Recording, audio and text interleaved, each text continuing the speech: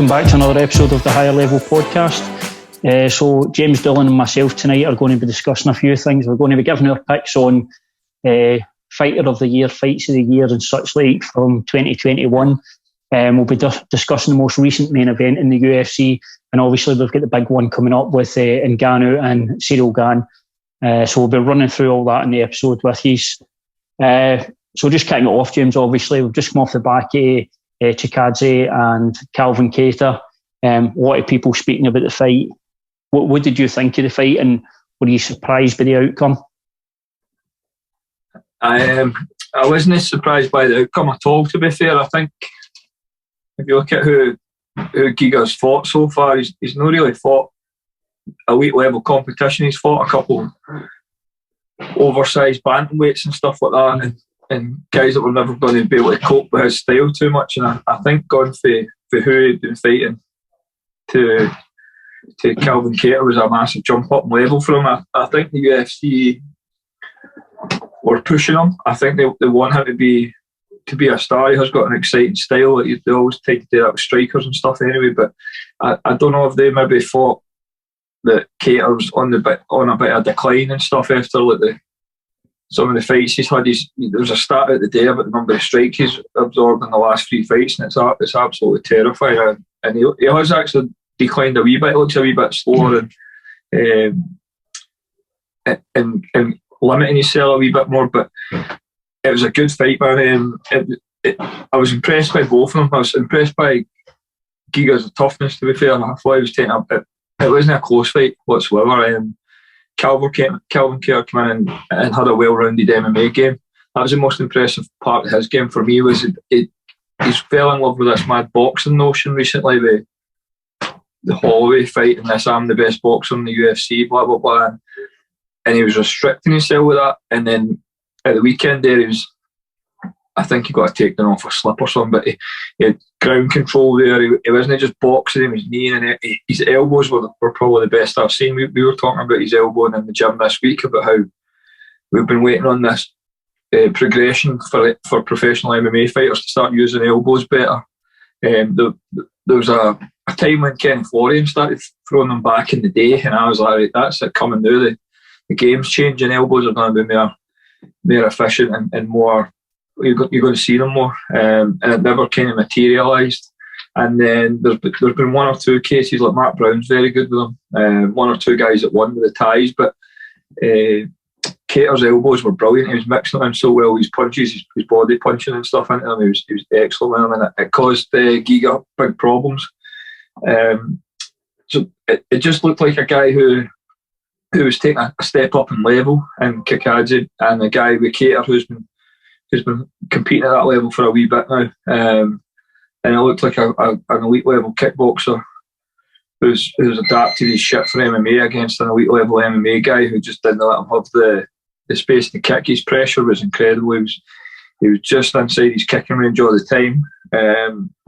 It was a good fight, man. It's really worth a watch. It's one I watched it at the time. I watched it back. I wouldn't mind actually watching a game after talking to some of the guys in the gym about his elbows and stuff like that, just to see what his setups and that work, because we've been drilling elbows for the last couple of weeks.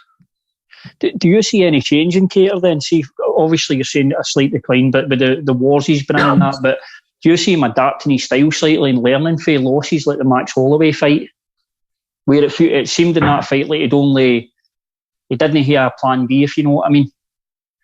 I don't think he's changed, to be honest. He looked more like the Kattar who, when he first got to the UFC, I was at his fight in Moncton when he fought Chris Fishgold, and he was absolutely brilliant that night. But it was like a full MMA game. He was wrestling, he was clinching and stuff like that, and then it's just like he went through this spell of, I'm just a boxer now, an MMA boxer, and I don't know if it was winning on bonuses and stuff like that, because it was making for exciting fights, but he's so much better than just a boxer.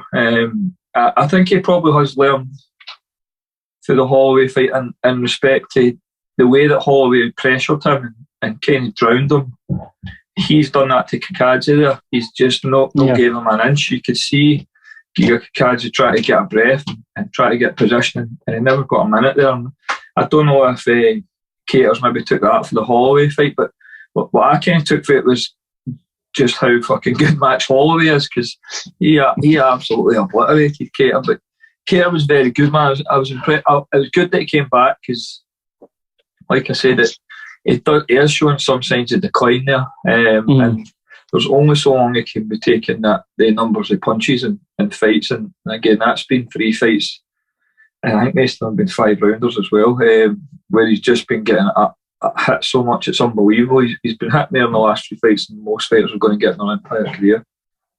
Yeah, I guess it just shows you as well, just that the sort of levels in the UFC. You've got that level when you make into the top 10, but going into the top 10 and breaking into that title contention where you're a real contender, that in itself is a big jump as well. There's levels all the way through it, and in some divisions more than others, but there is guys there's guys in there that are Cage Warriors level, do you know what I mean? That came through shows like Cage Warriors or LFA and whatever, and them going to the UFC is not like a big massive step up for them.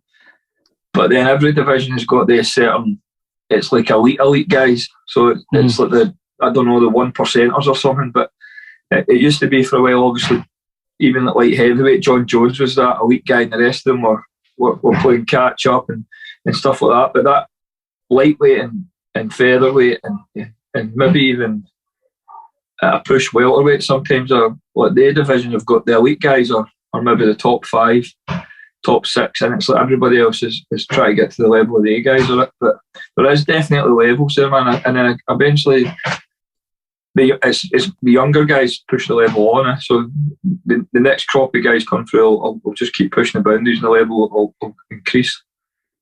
Yeah, and it's one of the divisions as well. It's really deep. The 145 division, there's talent across it. And then you've obviously got guys like, say, Henry Hoodle trying to squeeze their way straight back in. Just what's your thoughts on that? A guy like Hoodle who's been retired, he has accomplished a lot in the sport and outside the sport, but then just want to immediately come straight in and jump ahead of everybody.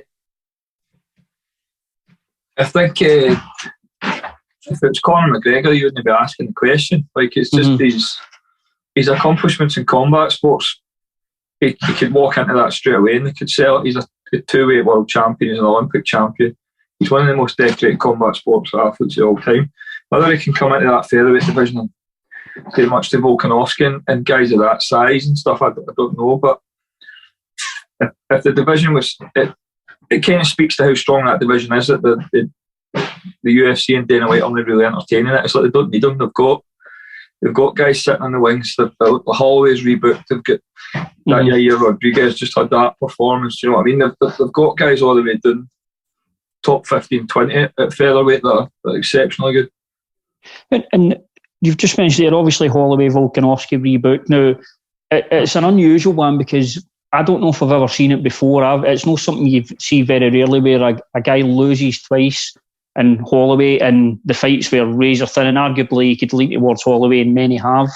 But it's unusual to lose 2 fights against the same guy but then get a third fight. What do you think's the think behind that? Do you think it's purely down to what Holloway's done and the fact he just seems to be taking everybody else in the division apart, or what do you think? It must be. I think it's the fact that he's went away. I thought he won the second fight. I think the fights were both pretty close, but I thought he edged the second one. I think the fact he's went away and been so dominant in their performances, it's like anybody else that wants to get to Volkanovski's pretty much got to go through Holloway, and nobody else can go through him. So it makes sense that he's going to get it. If he loses that, then he's going to be in a position like maybe guys like Benavidez and stuff like that, where at a flyweight, where it's like, it doesn't matter what you do anywhere, like, you're just not going to get another shot at that champion. So it'll be interesting to see what happens. But I thought he won the second fight and he made adjustments, but Volkanovski was brilliant as well. So it's going to be a fight worth watching, that one. And on Volkanovski himself, he seems to be a fighter, from my point of view anyway, it doesn't seem to get the credit he deserves. No, he doesn't, because he's the best guy in one of the best divisions in the sport. He's on a massive run. If you watch him, he's adapted and reinvented himself as well. He went as a power wrestler, ground and pound guy, and now he's out striking guys like Max Holloway and stuff like that with going to the wrestling. So his game's incredible. And then even if you go and watch him in that Ortega fight, just his heart and stuff he showed in his submissions and stuff like that, he's an exceptionally good fighter. He's got good personality and stuff in him as well. Do you know what I mean? He's a guy that should be marketing a wee bit there. But he's one of the guys, if you speak to people that know about fighting, then they've all got a lot of respect for Volkanovski. The same as Jan as well. It's guys like that they didn't quite... There's some boxing commentator called Teddy Atlas, and he refers to these guys that stand out as like a neon talent. And Volkanovski's not like a neon... Like a Conor McGregor's a neon talent, or Shane... Sugar Shane, like these guys that just, you look at them, they just fucking stand out, they can do stuff. And Volkanovski's not really like that. He's like a hard worker, fundamentally sound, hard, tough bastard. And do you know what I mean? I think sometimes that sells him a wee bit. He's not as much of a sell because of that, but yeah, he's been phenomenal for a while now, man. And he was one of the guys when he got announced that he's signing for the UFC. There was like a pal of called Philpot, who's over in Australia, had been raving about him. I was like, you need to see this featherweight. He's not like just an average featherweight. He's going to do well. And I think he even went further than what these guys were expecting. He's been exceptional. Yeah, so like you're saying, he's a guy that's come into the UFC and he's just continuously got better and better. Do you think that's a result in the competition he's fighting as well? That some guys do that, they get into the UFC, they're at a level, but they're fighting guys that are so much better than maybe previous competition, and they just keep levelling up every time. I think that the rate at which he was fighting, he's always quite a busy fighter, so he's fighting maybe 3-4 times a year. And in the level of competition as it was getting better, he was getting better, so he's got time. There's other factors there, like maybe he was making more money in the UFC so he could train full time. Yep. Maybe didn't have to work and stuff like that could be factors, but it's definitely tied in with he's not missed any steps. He's came up with a nice, the same way Holloway did. He fought everybody on the way up. The level of the guys was getting better and better. It should be the way the rankings is used, but more often than not it isn't. But it should be that way. But he was like that. Like he fought guys, then he fought somebody in the top 20, then the top 15, then he got his way into the top 10, worked his way down until he fought the champion. But it's just tied in really well with him. I don't think he had like sometimes when some of these guys get to UFC, they're too long in the tooth. They've had 20 professional fights outside, and there's a lot of wear and tear there. So he's just had a right nice balance with everyone's kind of aligned at the right time, at the right place, with the right matches. And as his opposition's got better, he's improved massively, and to the point now where he's one of the most well-rounded guys in the sport. And is there something to be said to that? Because obviously Volkanovski came into the sport late, as you said there, and you must see guys that come. Is there just certain guys that come into the sport late and everything seems to, they just seem to pick things up naturally? I think if they're that level of athlete with work ethic, I think they're coming for rugby. Rugby always provides good guys, I think, as well. There's a lot of good stuff, good traits and stuff comes for rugby. It crosses over to MMA. They're generally hard-working guys. They're generally tough. They're used to contact, getting knocked about and stuff like that. And that's definitely a factor. There's other aspects where you get these guys getting into martial arts at 10 years old, and by the time they hit 20, they're burnt out.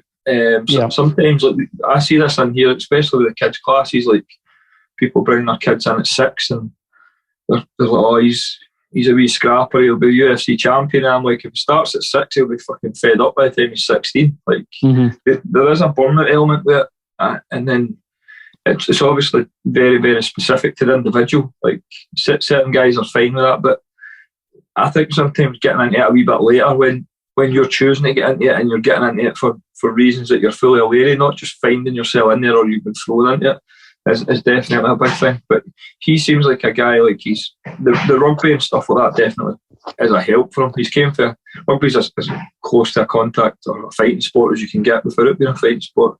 And he's just got that physicality, and he just seems like quite an intelligent fighter as well. Yeah. Just something else, you've been posting about this a wee bit before we move on to the next card, just while we're sort of on this kind of subject matter. I've seen you've been posting about the experiment.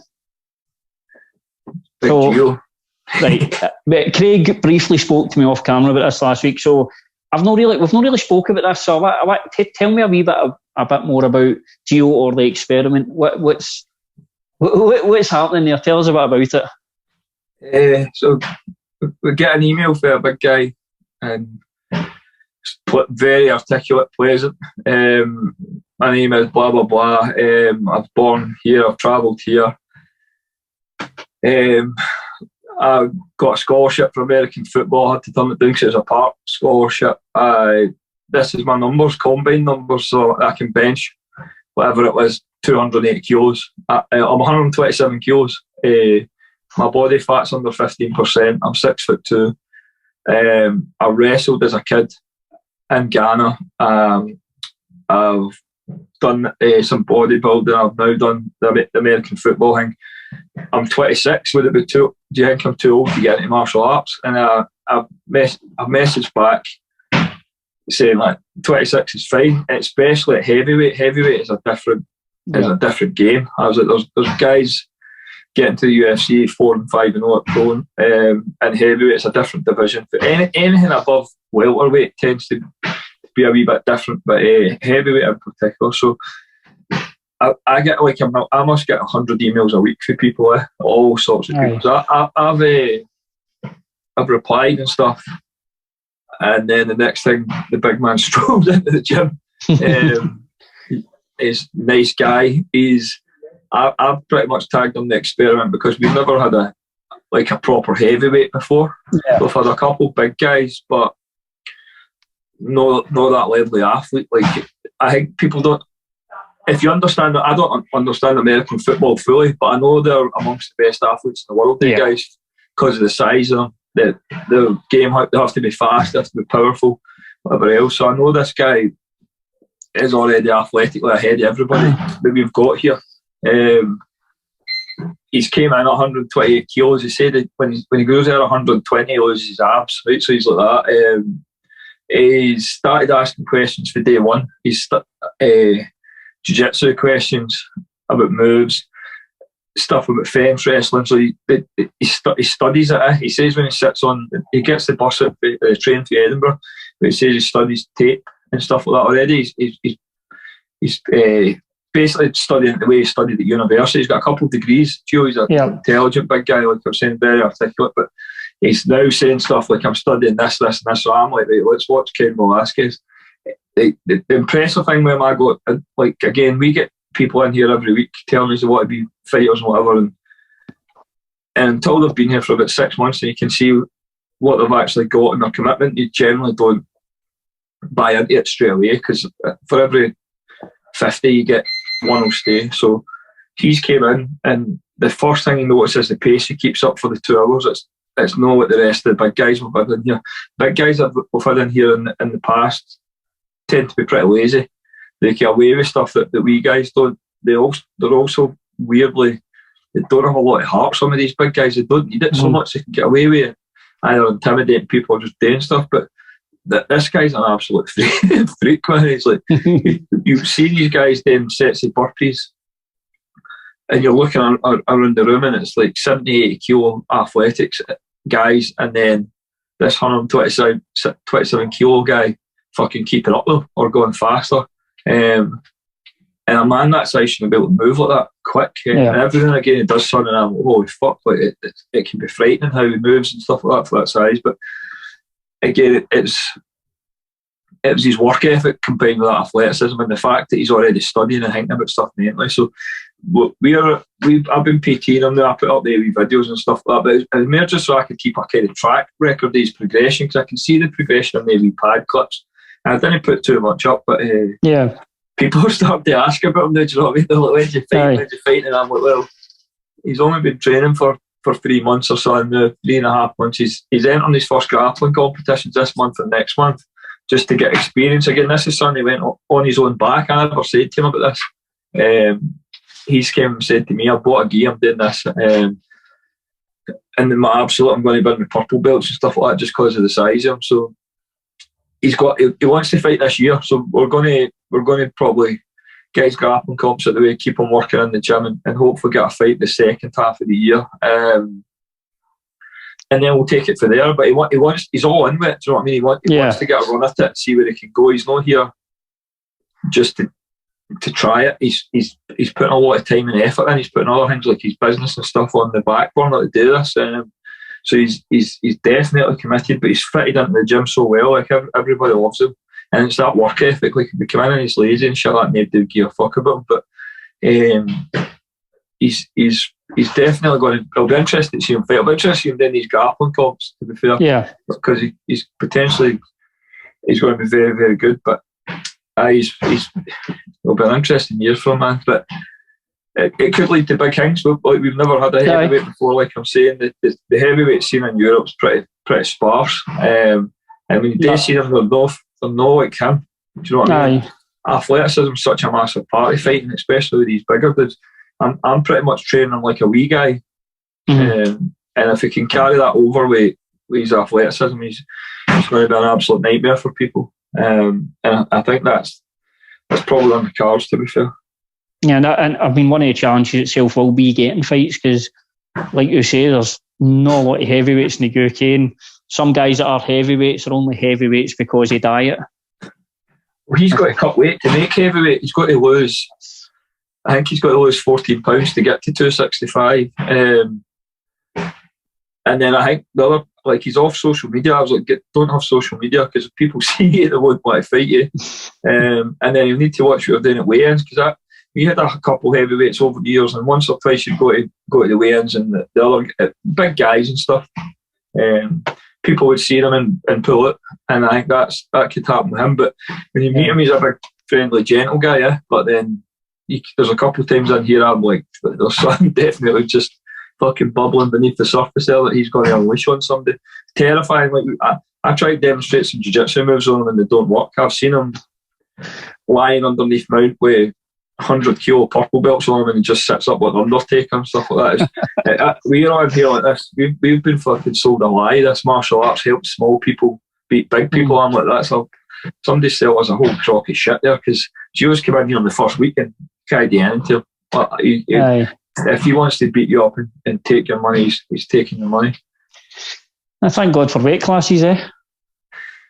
Aye, but it'll be interesting to see how it goes, man. But the experiment thing, I just chucked that in as I'm experimenting with a heavyweight, and now I've got people messaging me asking when he's fighting, and Gio's like, I am the experiment. Like, you're fucking like, that transition is perfectly into, we're talking about heavyweights. So obviously we move into the Francis Ngannou, Cyril Gane fight. Obviously this one's been bubbling away for a while. There's a lot of backstory here, obviously with all the stuff about Francis himself. So I guess we'll talk about that before we talk about the actual fight. So the champion himself obviously used to train at the same gym as Cyril Gane.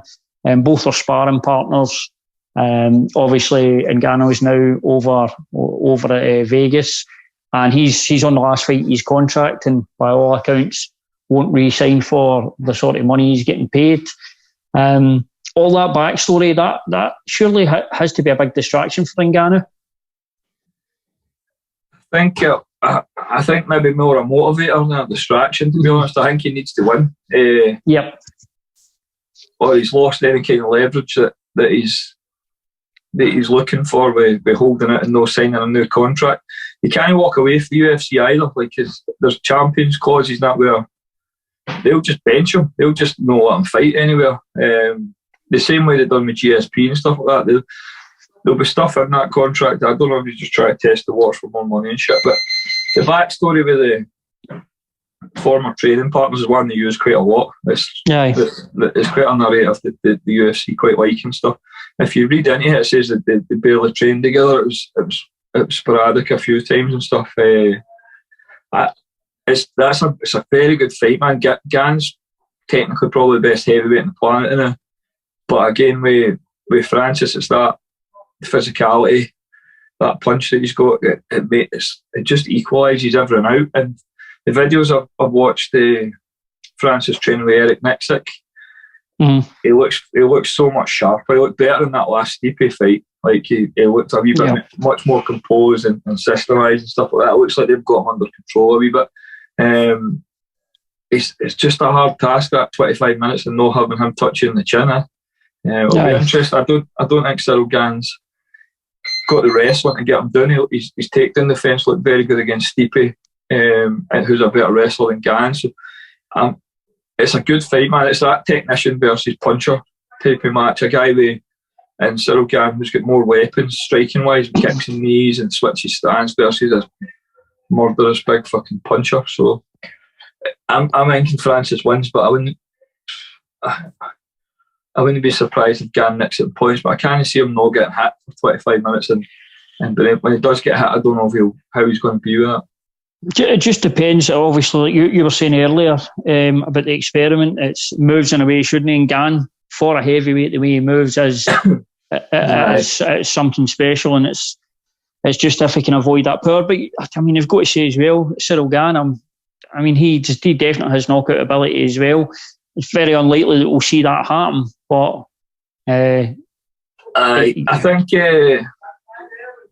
the thing is, it's easier to train for Cyril Gane than it is for Francis Ngannou, but because you can find technical guys who can throw combinations and have that switch of stance and the balance and stuff like that. And even though the guys have sparred, sparring's no fighting. Like ever happened in sparring doesn't really count now. He's not felt Francis Ngannou's full power until that fight on Saturday. And again, Ngannou's a guy you can't. Who are you going to bring in to copy him? Like nobody's getting trained to be as crude as him. There's very few people in the world hit as hard as him. So it's, from a coaching point of view, it's easier to prep for Gane than it is for Francis. It's an interesting fight, man. It's one of the best heavyweight fights in a long, long time, because that division's pretty poor. For a kind of more selfish point of view, we're thinking about maybe Tom Aspinall getting towards the title shot with that. I picked Tom to give Cyril Gane problems and beat him, but I think he would maybe struggle with just the size of Francis a wee bit there, in that Russian, how he just fucking steamrolls forward and he's throwing punches at funny angles, and that can be a problem, I think. But it's the best heavyweight fight I've seen in a long time, I think. Yeah, and it's another thing. Obviously, Ngannou seems to have obviously had issues with his gas tank before, where 25 minutes was rough for him, but that seems to be addressed now. And I guess for Ngannou, Cyril Gane, it's one of the fights where you literally cannot switch off for a second over the 25 minutes. And that's, when you've been in there, you've fought. How difficult is it to be switched on every second of the fight over 25 minutes? It's tough, man, because you have to be, your concentration has to be on point for the 25 minutes, but at no point can you be conscious of the threat, that power coming at you, because as soon as you get worried about that power, then you're probably going to taste it. So you'll need to be completely in the moment and very, very disciplined. There'll be times when he'll maybe want to go, and it'll be in his best interest not to pull the trigger and sit back a wee bit. There'll be times when he might have to weather a storm and stuff like that. It's a hard thing. It's hard enough to do it for 15 minutes, never mind 25 minutes. It's a long fucking time, 25. I don't know if you go in with a plan of letting Francis get tired after 10 minutes and just try and work enough to get him tired, and then when it comes down to if he's tired, then it becomes a more of a question of technique. And Gane's technique is obviously a bit sharper than Francis's, but that crude technique and power will fade a wee bit and get cruder and less powerful as he gets tired. So it'll be interesting to see if he plays that, but then you're playing with fire there a wee bit as well. He's not going to get tired not doing anything. He's going to get tired throwing punches at you. So it's a fascinating fight, man. It's why one of the reasons why you watch fighting for this. Yeah. If he touches him once, he's going to knock him out. It's why heavyweights, especially in boxing terms, can be the most exciting fighters in the world when it's done right. Yeah, it's kind of a similar thing to obviously there is differences, but the Tyson Fury Deontay Wilder fight, Deontay Wilder with that freakish power, and Tyson Fury just an absolute technician. So there is parables to be had between them both. But there must be something else to get into fighting Francis Ngannou. That must keep you up at night. That must psychologically be a tough battle to win just before you get in there, knowing you're going in with a guy like that?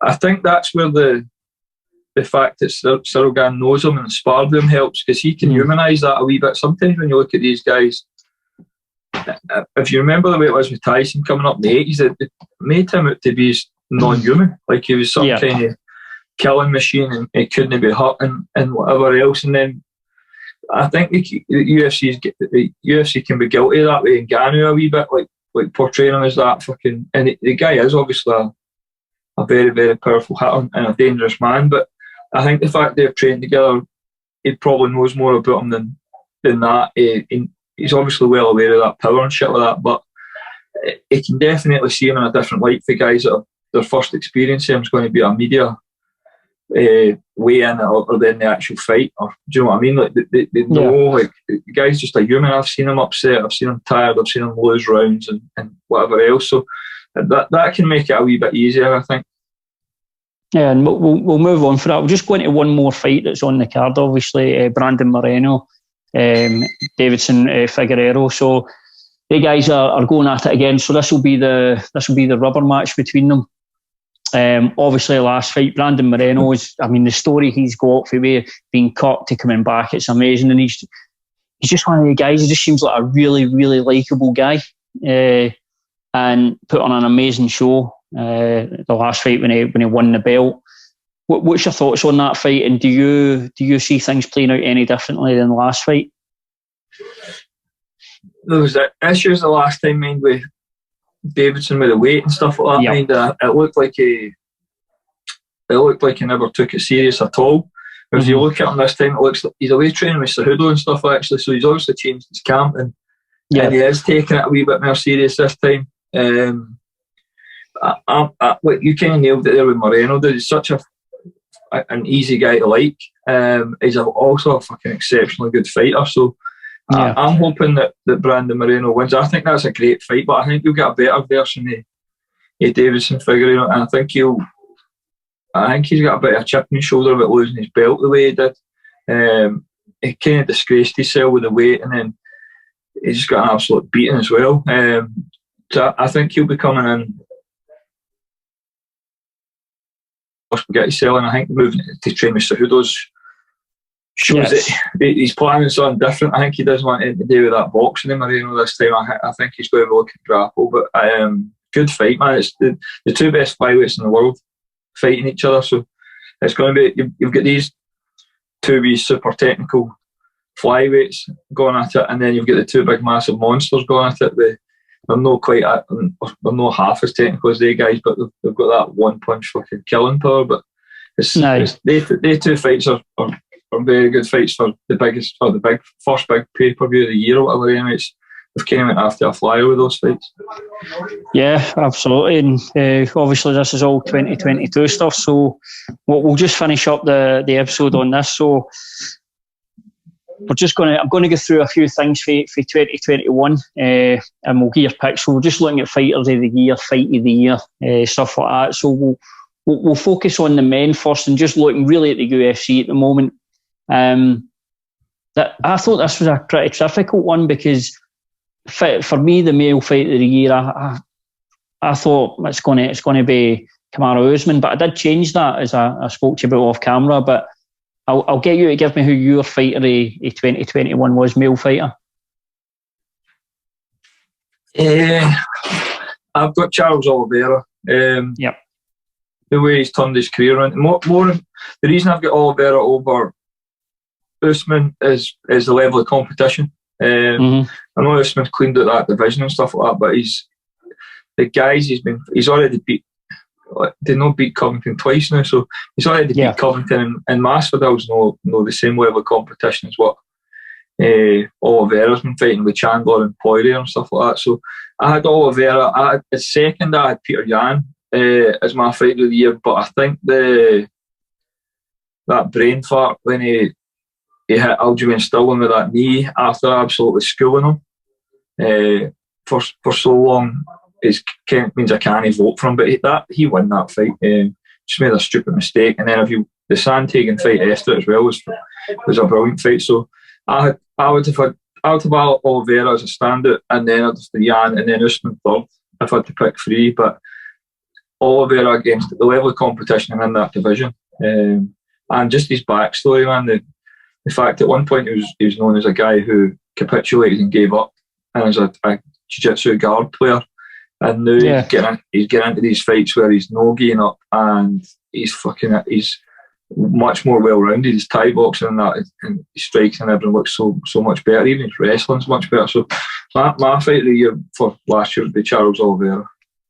And as you know, that's exactly who I picked as well, for basically the same reasons. I mean, Kamaru Usman's been amazing, but I just think Oliveira's story, and like you say, coming for like that Cub Swanson fight and stuff like that, and to now be arguably, well, the champion and arguably the most difficult division in the UFC. Notoriously, 155 is the deepest division the UFC have, and it has been for some time. So I think that speaks volumes. And obviously, may have a lot of fighters across the planet looking and think maybe moving up a weight class isn't the worst thing, as well.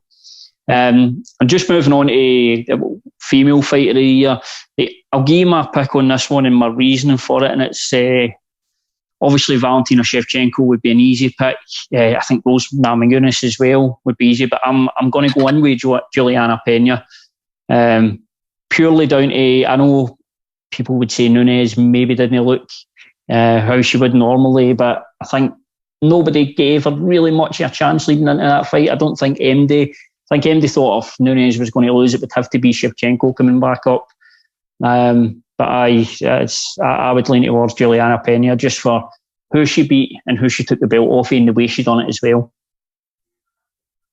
I think most people agreed with you, man, because Nunes was obviously regarded as the best female fighter of all time with the win she's got her home and Rousey and stuff like that.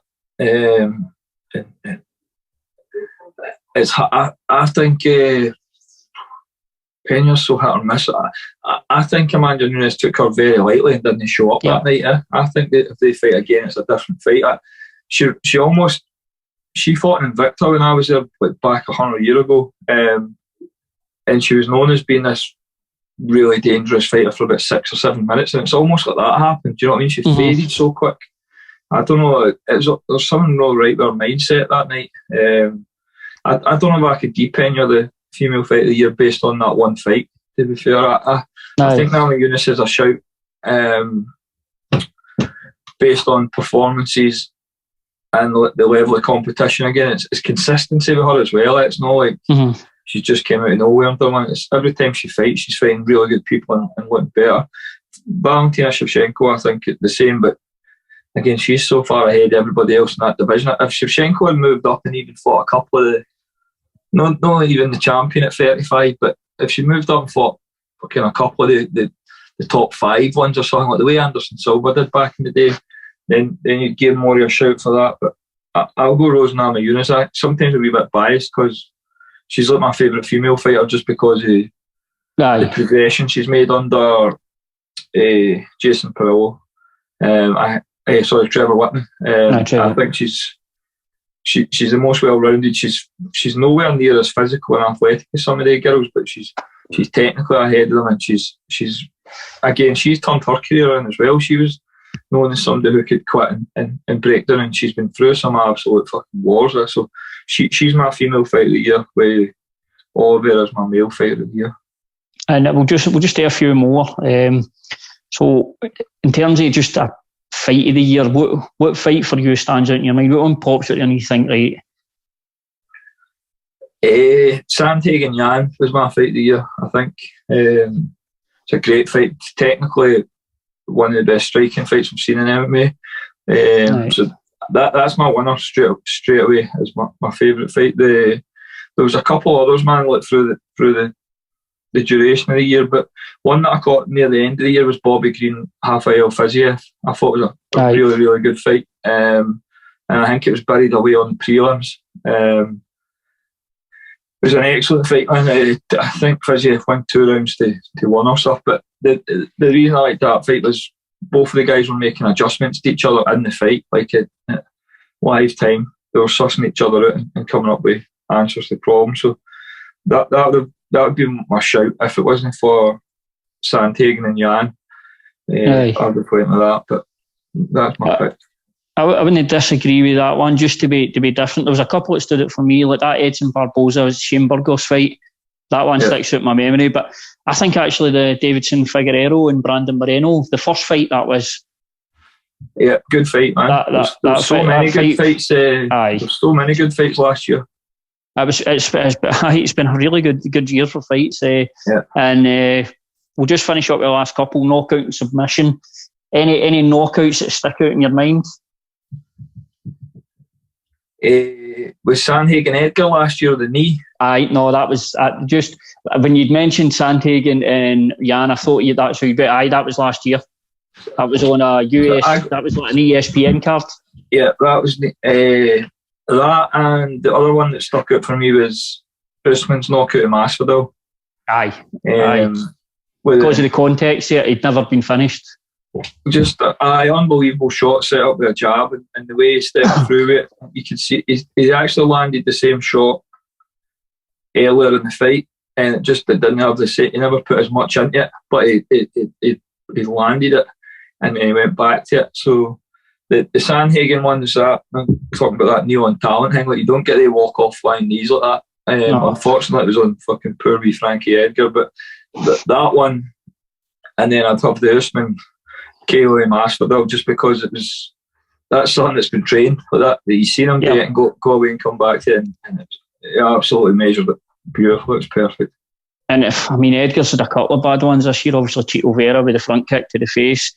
The one that stuck out for me was it went viral as well. Was that Joaquin Buckley was like the spinning back kick, nails his legs. That's probably what I would lean for, just because it's no something every day.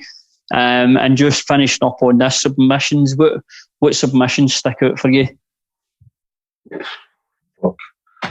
I can't even think of a submission off the top of my head. What we had last year? So I think Paul Craig was last year, wasn't he? Oh, his submission was nice. That was a good submission. I'm trying to think. I'll go with that just because of the pure violence of it. You're in a triangle, get your arm broke and your elbow caved in with your face caved in with elbows. Fuck. It wasn't a big year for submissions. It seemed to be getting less and less this year. It seems to be the game's shifting more towards punching and more into like kind of wrist control beatings on the ground, where you're not really seeing as many submissions as much anymore. And it wasn't really stuck out. No, there was a few good ones actually with the UFC, but no so much in the UFC. There was like that. Was it AJ McKee, Darian Caldwell? Yeah, it was like guillotine under the arm, guillotine. Aye. So, well, it's the year of the knockouts, but we've certainly had plenty of them. But we'll wrap on that one. So there you have it. And our first chat in the podcast about the experiment. Let's see how the experiment develops. Right, we'll go on. We'll find out when it goes to this grappling comp next week to get a bit of an idea. Oh well, we can get an update in the next podcast next week, and you can let us know how the experiment's going. Or if he turns up at the fucking grappling contest and everybody's like, "No, fuck off." I get that. There is a possibility, but that's us for the Higher Level Podcast. We'll end on that.